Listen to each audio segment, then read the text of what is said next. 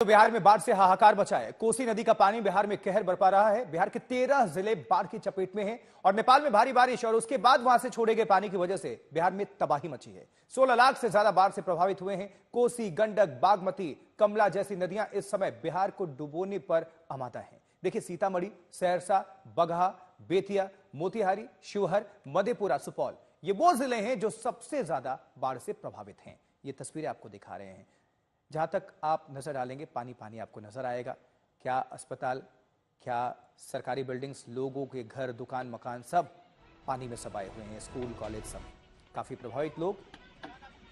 और हर साल हालांकि बिहार में बाढ़ की जो विभीषिका है, जो आपदा है, वो देखने को मिलता है, लेकिन इस बार कुछ ज्यादा है। तो कोसी नदी का एक तटबंध जमालपुर के पास ध्वस्त हो गया और देखिए, दरभंगा के करीबी इलाकों में तेजी से पानी बढ़ रहा है। हमारे संवाददाता रोहित सिंह वहां पहुंचे, भारी खतरे के बीच ये रिपोर्ट भेजी है। देखिए, बिहार में जिस तरीके से इस वक्त बाढ़ की स्थिति बनी है, कई जगहों पर तटबंध भी जो है वो टूट रहा है। और इस वक्त हम मौजूद हैं दरभंगा जिले में। दरभंगा के जमालपुर थाना अंतर्गत भुबोल इलाके में मौजूद हैं और यहाँ पर देख सकते हैं किस तरीके से ये जो बांध है, ये कल रात 12 बजे जो है वो ध्वस्त हो गया। उसके बाद कोसी का पानी जो है वो अब दरभंगा के तरफ जो है वो देख सकते हैं यहाँ पर उसकी धारा जो है अब मुड़ चुकी है और दरभंगा को अब एक काफी खतरा जो है वो अब हो गया है, क्योंकि ये जो कोसी का पानी जो है जो अपने धार को जो है यहाँ पे आप देख सकते हैं ये मुड़ चुका है दरभंगा की तरफ। तो कुशेश्वर स्थान, बिरौल, ये तमाम जो दरभंगा के इलाके हैं वहां पर तेजी से पानी जो है वो बढ़ रहा है।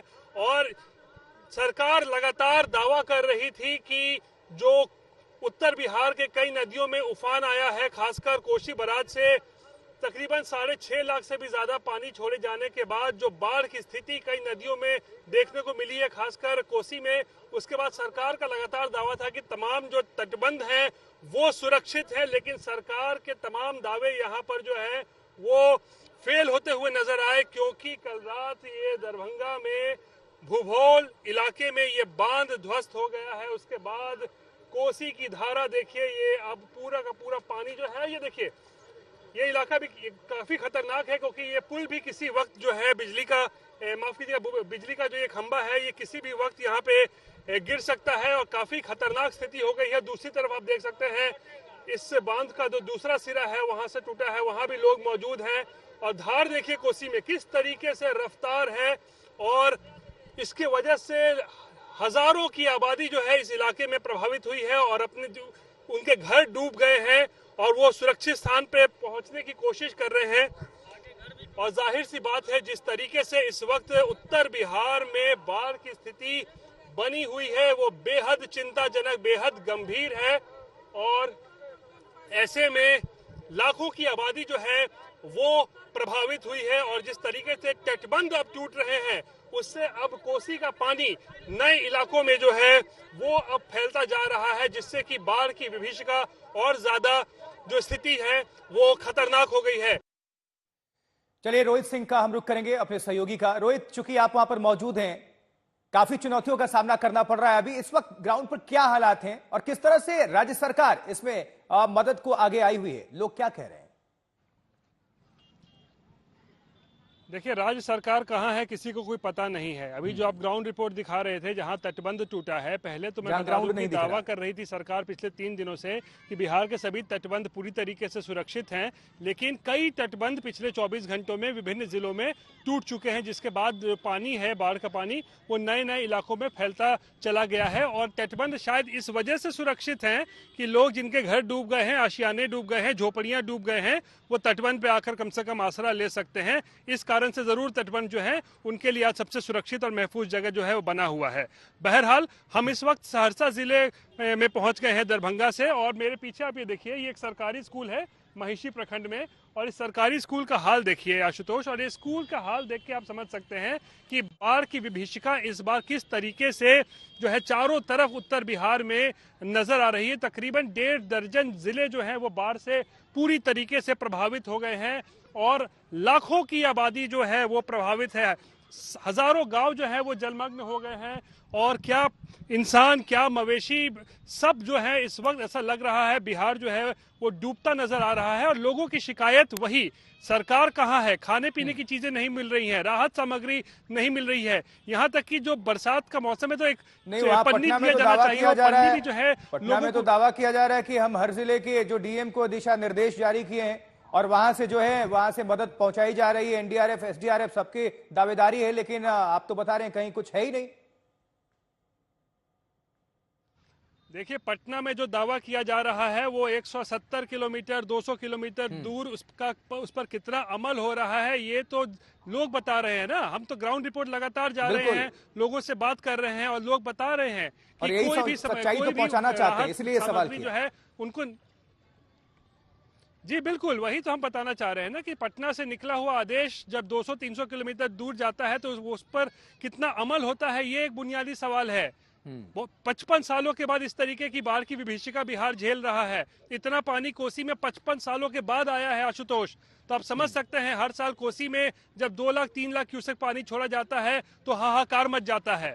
इस बार तकरीबन 7 लाख क्यूसेक पानी छोड़ा गया है, तो आप समझ सकते हैं किस तरीके के हालात होंगे बिहार में। और जब तटबंध टूट रहे हो, मंत्री जी दावा कर रहे हो, सरकार दावा कर रही हो कि तटबंध टूट रहे हैं, नहीं टूटेंगे, लेकिन टूट रहे हो तो बाढ़ का पानी नए नए इलाकों में जो है वो फैलता जा रहा है। और तस्वीरें खुद अपने आप में बयान कर रही हैं पूरी हालात को, जो है क्या हालात है। लोग सड़कों पर जी रहे हैं, सड़कों पर पहुंच गए हैं। आप पीछे आपको थोड़ी सी हम आपको तस्वीर दिखा देते हैं आशुतोष, मैं कैमरा पर्सन को कहूंगा कि जरा पीछे घुमा के जरा दिखा दे। ये देखिए लोग किस तरीके से ऊंचे स्थानों पर सड़कों पर जो है वो अपना आशियाना बनाए हुए हैं, क्योंकि इनका घर डूब गया है, झोपड़ियां डूब गई हैं। तो ऊपर देखिए जो ये आवाजाही चल रही है, ये सड़क पर जो है लोग अपना जो माल मवेशी और बच्चों के साथ रहने के लिए मजबूर है। अब ये कितना खतरनाक है ये भी आप समझिए, एकदम ये आवाजाही इस सड़क पर कितनी तेज होती है। निश्चित तौर पर रोहित, आप तो हकीकत दिखा रहे हैं, चूंकि खुद भी पानी के बीच में खड़े हुए हैं और यही तस्वीरें तो राजधानियों में पहुंचानी है, मुख्यमंत्रियों तक पहुंचानी है। जो दावे किए जाते हैं वो हवा हवाई साबित हो रही हैं।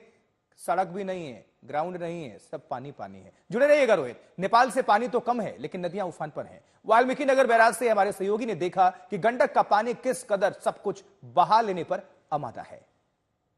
इस वक्त हमारी मौजूदगी भारत नेपाल बॉर्डर पे है और हम आपको जो पहली तस्वीर दिखा रहे हैं वाल्मीकि नगर बैराज से, वो तस्वीर बिहार के लिए एक राहत भरी तस्वीर है, क्योंकि धूप खिली हुई है। नेपाल में लगातार हो रही बारिश थमी है और इसका असर सीधे सीधे जो नारायणी नदी नेपाल से निकल के बिहार में आती है उसके जलस्तर में कमी के तौर पे देखा जा सकता है।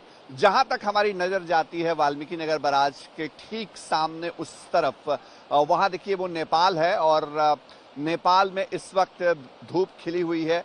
जो मौसम पिछले 3-4 दिनों से बना हुआ था, लगातार बारिश हो रही थी, उसमें कमी आई है और इसका नतीजा ये हुआ है कि इस वक्त जो गंडक बैराज, जहां इस वक्त हम मौजूद हैं, गंडक बैराज से पानी का डिस्चार्ज भी पहले की अपेक्षा कम हुआ है।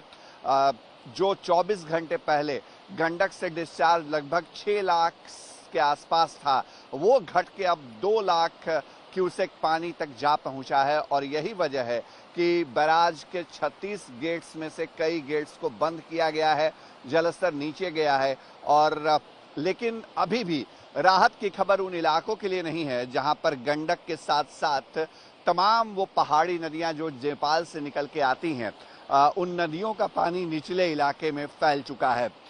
क्राइसिस मैनेजमेंट ग्रुप लगातार बिहार का काम कर रहा है।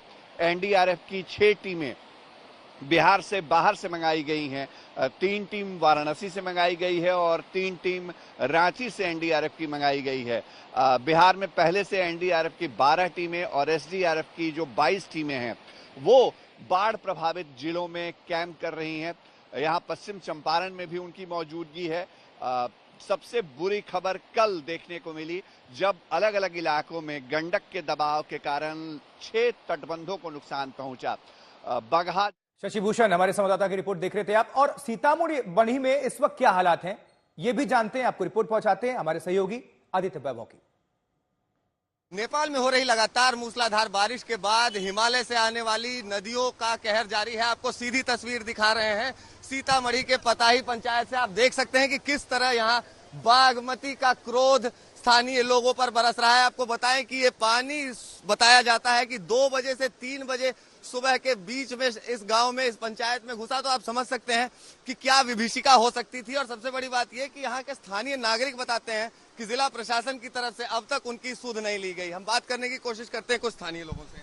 अपना नाम बताएं। आदर्श कुमार। ये बताइए कि यहाँ पानी कब आया? पानी आया 2 बजे के आसपास रात में जी।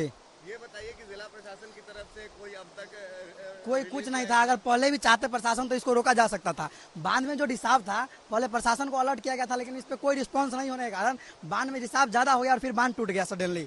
जब मतकौल बांध टूटा था उस समय सौली बांध के कारण यहाँ पानी ज्यादा आया। सौली बांध में जो रिसाव था अगर उसको रोक लिया जाता तो आज ये दशा नहीं होता यहाँ के लोगों को। अब बिहार में क्या हालात है ये आपको दिखा रहे हैं।